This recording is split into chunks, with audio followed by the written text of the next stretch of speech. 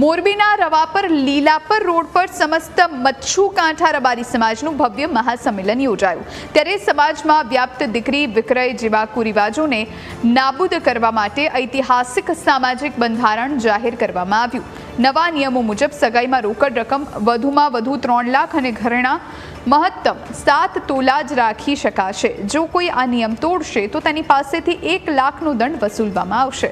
આ ઉપરાંત લગ્ન, વાસ્તુ અને મરણ પ્રસંગે થતા બિનજરૂરી ખર્ચ પર રોક લગાવવા 11,000 થી 1 લાખ સુધીના દંડની જોગવાઈ કરાઈ છે। આ દંડની રકમનો ઉપયોગ સમાજના શૈક્ષણિક ઉત્થાન માટે કરવામાં આવશે।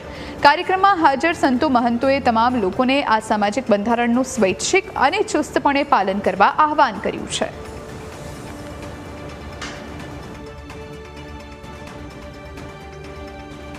समस्त मच्छू कांठो અને હલાર રબારી સમાજે આ એક નવા બંધારણને વધાવી લીધું છે, સ્વીકારી લીધું છે, જેમાં 12 જેવા મુદ્દાઓની અમલીકરણમાં બહુમતી થઈ છે અને આ મુદ્દાઓ રબારી સમાજે સ્વેચ્છાએ સ્વીકાર્યા છે।